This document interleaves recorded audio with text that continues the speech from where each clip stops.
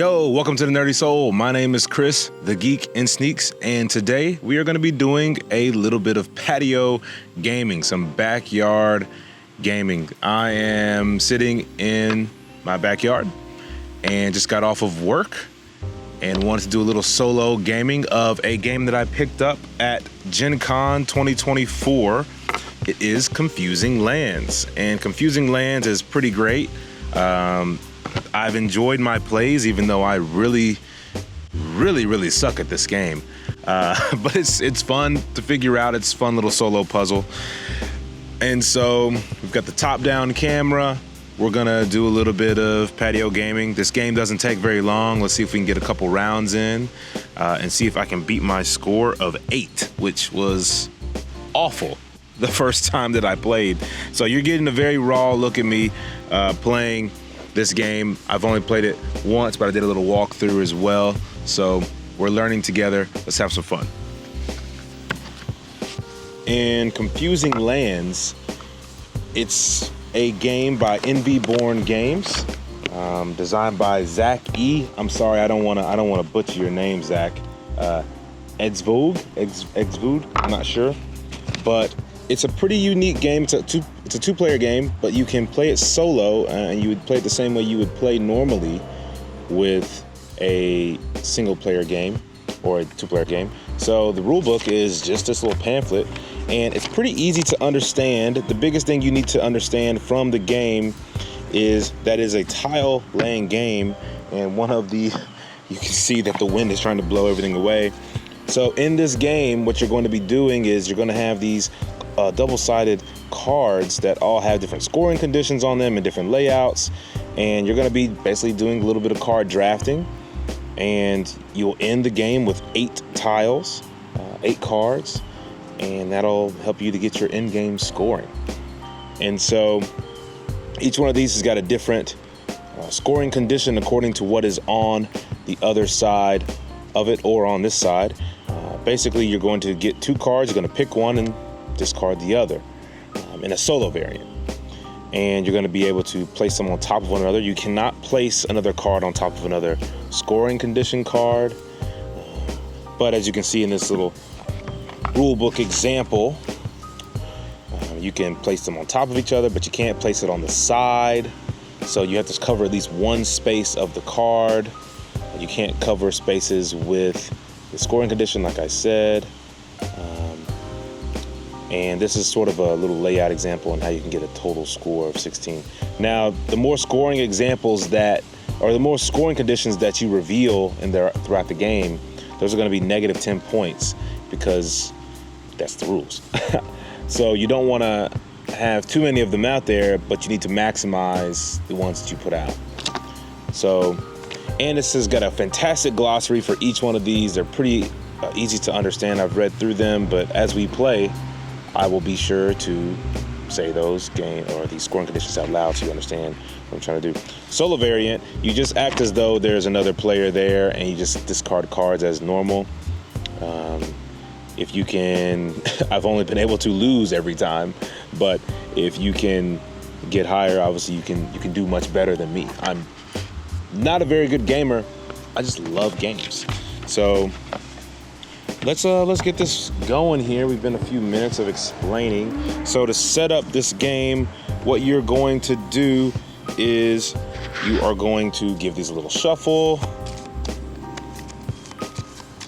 Okay. That seems pretty good. You will put this out, and then you will reveal the shared scoring condition. Now, if there were 2 players playing, we would both be using this scoring condition for ourselves. Let me make sure that I give this enough room here to build out. All right, let's just place it right there. Great.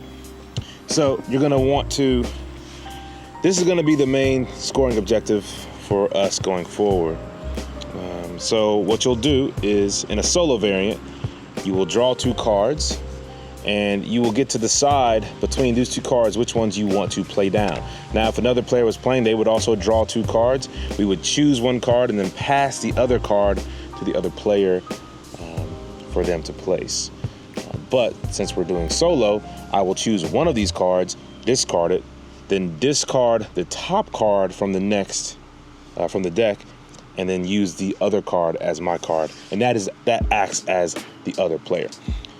So this scoring condition here, it's got a little reference number 9 that says Valley Guardians, each of your crystal spaces scores 2 points for each mountain space that is exactly 4 spaces from it. So I need to have mountain spaces that are 4 spaces away from my crystals. And another cool thing that this rule book does, this rules pamphlet, it kind of explains the verbiage. So here it says spaces from, to determine how far a space is from another space, count the shortest orthogonal path of spaces. So some scoring conditions give you diagonal abilities where you can score them. For instance, near is orthogonal and diagonal. Touching is orthogonal. Connected is a group of spaces where they're touching. Border and the outside of the border. Flows into, the river is flowing into it. Flows past another space that is on the edge that does not contain a river end. And spaces from is just orthogonally counting. All right. So we're gonna leave this open over on the side so I can remember all of these. So I need to go ahead and get this going here. So these are my 2 cards. I know that I need diamonds that are 4 spaces orthogonally away from mountains. I don't have any diamonds here. And I don't want to have another scoring condition maybe right now. So I'm going to discard and play this one. And let's just play it here. All right, I'm gonna make sure that everyone is seeing that. Great, looking good. All right, so now, unfortunately, those are diamonds on that one. So that gets discarded, and this gets to be my next card, which it does have some diamonds on it, which is good. And now this scoring condition, if I were to choose this, number 12, town center, choose a crystal space. Score 3 points for each village space that is 3 or fewer spaces from the chosen crystal space. So I do, since I'm already, I've got a lot of villages here. So I'm actually gonna keep this card, and I'm going to maybe do this because my first one that I'm trying to score, number 9, that is exactly 4 spaces from it. So that's 1, 2, 3. You know, I could possibly, well, it's the shortest orthogonal path, so that's not going to work great for me, but I'm going to go ahead and get this close enough. So we're going to do that. 3 or fewer, yeah. So let's just do that. All right, so what I'll do now is I'll draw 2 more cards. I will then get to choose which card I keep, which I'm not getting any. I do have another one of those, which would be nice. I can't cover up another scoring condition, but I do have to cover up another space. So I could potentially do this 1, 2, 3, but it wouldn't give me more. If I cover up this completely, I would get rid of that mountain, and I would still score 4. Might not be the best thing to do, but I wouldn't score enough of those. But if I did this, I could potentially score enough. Yeah, so I'm gonna keep that. That gives me pretty close where I'm scoring some points from this one, and I'm gonna discard this. So then this card gets discarded, which is more of those mountains. Okay, so this is pretty good. Okay, so I'm only gonna get 8 total cards here, so I need to make sure that I'm doing this pretty well. So I need this to be 4 spaces away from my mountain in order to score it. So if I were to place this here, I could potentially be 1, 2, 3, 4. 1, 2, 3, 4. So that's a pretty good thing there. At least I'm gonna get 1 point for that. Okay, so that's gonna be my play there. So I'm gonna get 2 cards. I get to choose again. Now I probably need to get another scoring condition out according to what is gonna be good for me, but I don't really like these. So this one is going to be a scoring condition for, I need 3 woods around each one of these. I'm gonna score 8 points. So that's a great one, but I need 3 trees touching a little deer guy, which I could do that, and that's pretty good. I only need 1 more little guy there. 8 points is a lot of points. So, and the best I could do there, it's not gonna be 4 away. I'd have to cover up one of those. 1, 2, 3, 4. So that's also a pretty good one. But I think I'm gonna go with the deer. Let's go with the deer here. Ooh, but it's gonna be minus 10 points. I'm only gonna get 8. Okay, so this is what I like about this game. There's a lot of really difficult decision making. I had this card previously, so I'm gonna discard it. I'm gonna do something weird, and let's just do this. All right, so now this card gets discarded, and this one I get back in my hand. Now look, isn't that crazy? Of course I would get the one that has all of the trees all over it, you know? All right, so let me just move these up so I can make sure to keep everything in frame. Okay, let's just keep scooting everything up here so everyone can see. Okay, so I got to place this card somehow. Now this scoring condition number 6, ancient relics, score 4 points for each crystal space that is neither near nor in the same row or column as another crystal space. Well, that's not that great. That's 1 there. This gives me a crystal. I need it to be 4 spaces away, which doesn't do me much good, and I shouldn't do that. But this doesn't do me much good either, because I didn't take the deer. I should have taken the deer. Well, I don't see much benefit to this, so I'm just gonna risk it here, and I don't know. Maybe I'll get a lucky with a coyote or something. If I can get this close, 4 spaces, so 1, 2, 3, 4. Can't cover that. 1, 2, 3, 4. That could be good. So why don't we do that? Now I'm gonna score points there. This is not in the same row or column. I'm gonna get 4 points there. Cool. Feeling good about that. So, all right, this is my second. I got 1, 2, 3, 4, 5, 6 cards. I only got 2 more turns left. All right, so these are my new scoring conditions. Now, this one here, I score 4 points or score a point for each different symbol touching my villages. So this is a pretty good one. I've got 1, 2 touching this one, so that's 2 points. 3, 4, 5, 6, 7, 8, 9, 10. That's a pretty good card.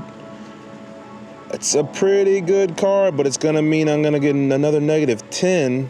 Now this number 18 here, we're gonna score 1 point for each river, crystal, wolf, and or elk space in your landscape. I don't have many of those, so we're definitely not gonna do that. I feel like I know I'm gonna, this one's getting discarded, which stinks. I do have some crystals and some mountains, and I've got crystals and trees. So if I could potentially maximize this mountain space by getting more crystals. If I can get a crystal, maybe like here, but that's gonna ruin that and that. My goodness. That's not great. It would score more there. Let's see. Maybe I will do this. It's not gonna score me more points, which, man, it's gonna ruin my points there. It's gonna ruin my points. Now, what if I did this?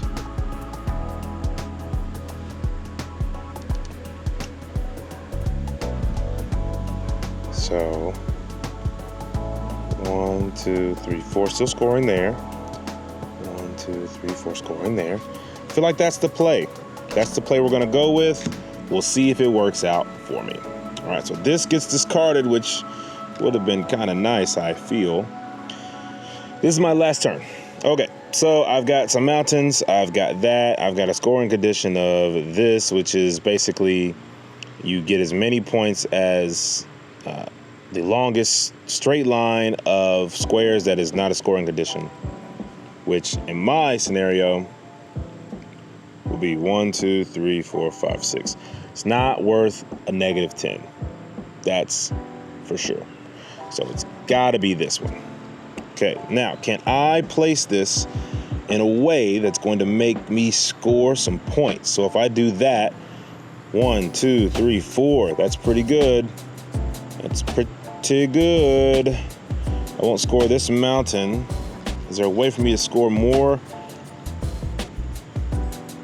mountains for these crystals? No. That's 1, 2, 3, 4. I don't know if I'm going to be able to score enough mountains here. Still 1, 2, 3, 4. Let's see, number 9, the explanation is each of your crystal pieces scores 2.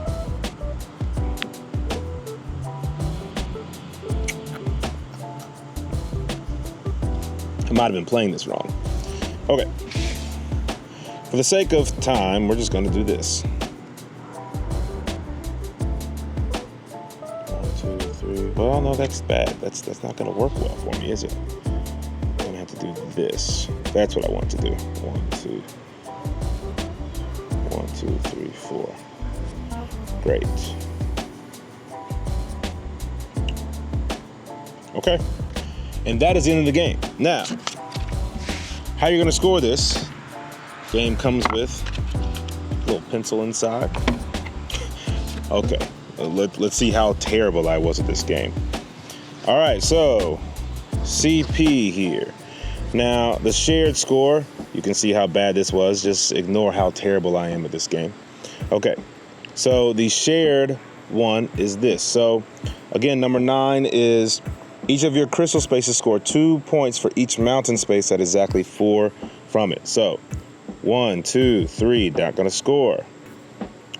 1, 2, 3, 4. So that's 2.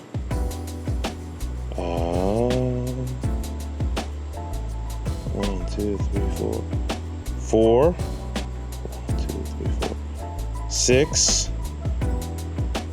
1, 2, 3, 4. 8. 1, 2, 3, 4. 10. Okay. So I think I got 10 for that. Probably should have been doing better at that. Okay. Next, scoring tradition number 1. I'm going to score, let's go get number 12. Choose a crystal space, score 3 for each village space that is 3 or fewer from it. So maybe we choose this one. So 1, 2, 3, 4. 1,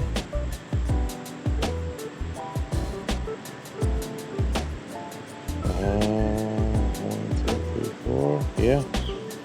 So that's 4 villages, and that's 3 points. So that's 12. Pretty good. All right. Now this one is going to score 4 points for each crystal space that is neither near nor in the same row or column as another crystal space. Okay. So 4. Sorry. 4, 8. Just 8 points. Not a great performance, Chris. Not a great performance. All right. So, That's 20, 30. -2. So you add that up, solid 30 points. You subtract 10 for your scoring conditions, so -20.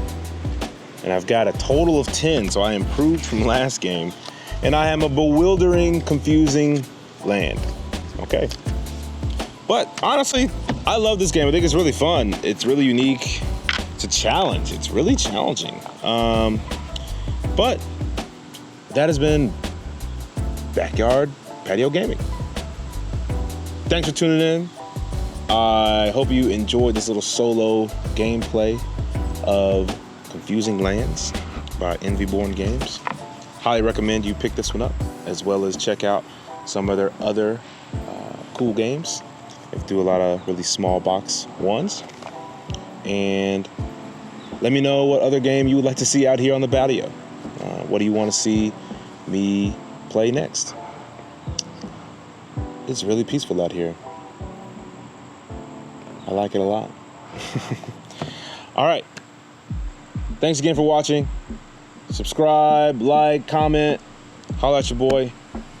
And remember, stay nerdy. Keep that soul dirty.